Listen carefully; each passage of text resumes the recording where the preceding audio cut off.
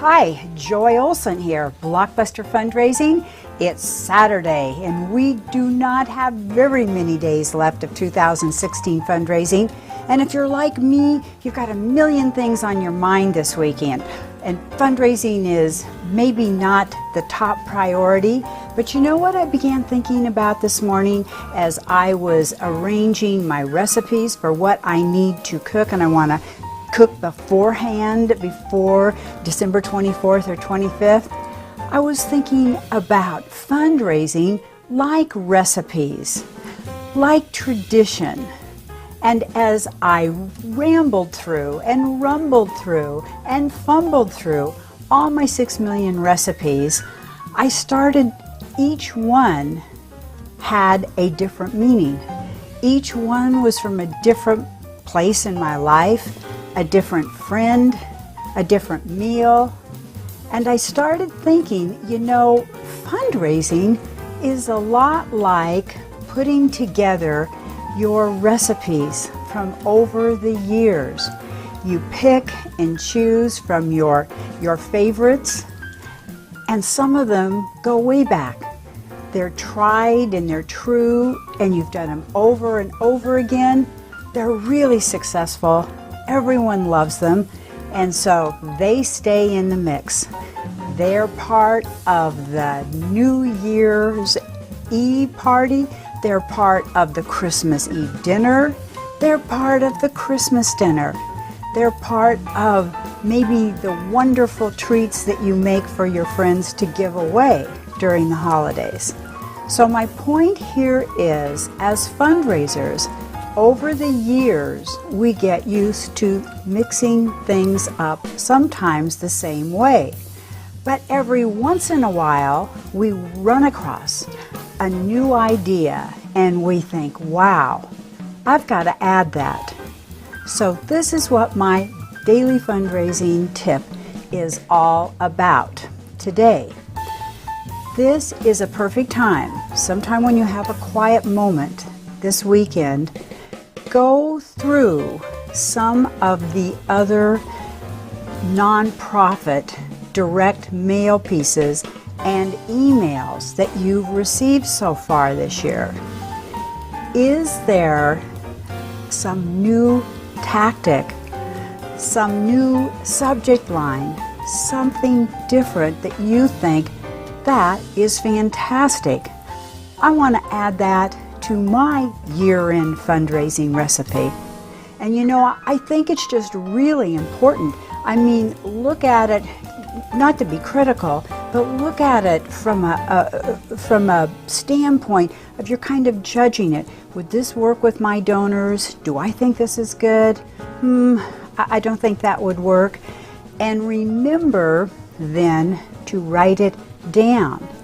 Put it in a place where you keep your recipes, because if you don't write that idea down, and it's a great idea and maybe it's too late to do this year, you've got it written down and recorded to put in your plan for next year.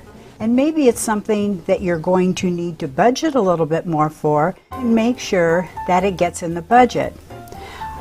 There are so many opportunities the last 4 days of the year, which they're flexible opportunities because they're your emails and they're also your thank you letters. You really right now have great flexibility with content, with subject lines, with ideas that you can incorporate that could make a 10-15% difference in your overall goals, and that's really true. One thing that I've mentioned this before in one of my daily tips, but have you double-checked that you've put out enough of an annual appeal or a direct mail piece to your monthly donors? Because I think I mentioned before, I love the Shriners Hospital, and I'm a monthly giver. But I've never received an opportunity, an invitation from them this year to give them an additional year-end gift. I ask my family members, please save all of your, all of the people that are writing you, all of the nonprofits, all the direct mail pieces you get, and give to me.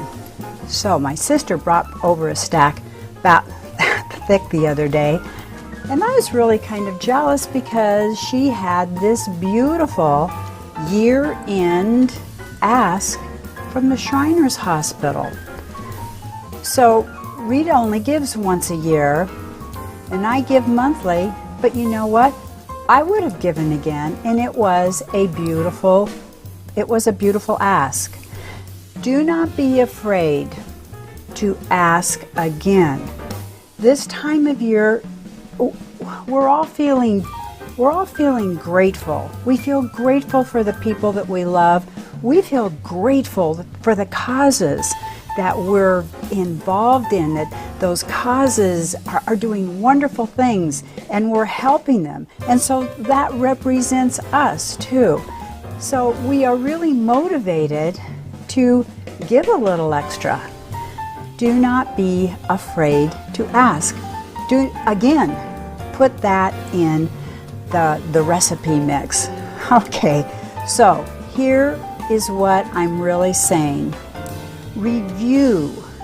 This is the perfect time. Review all the information that has come into you. Go back into your emails and dig them out. Put them in a place like a recipe, your recipe fundraising box, where you can go back and pick and choose for next year. And some of these you're going to be able to pick and choose and tweak your year-end thank yous and your emails. Those 4 dazzling year-end emails that you're putting together with a video. And you know, I was thinking about your videos.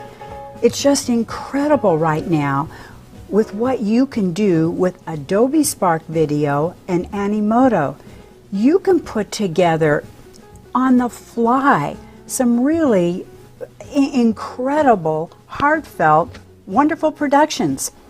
So, just when you thought you needed to do more shopping or more decorating or more cooking, I hope I'm giving you some great fundraising ideas, some great recipes that you can put in your fundraising mix for 2016 and blast by those goals, because I know you will. I've done it, and it's incredibly exciting. So stay creative, stay excited, stay healthy, stay happy, and I'll see you tomorrow for another Blockbuster fundraising tip. Bye-bye, and thanks for having been here.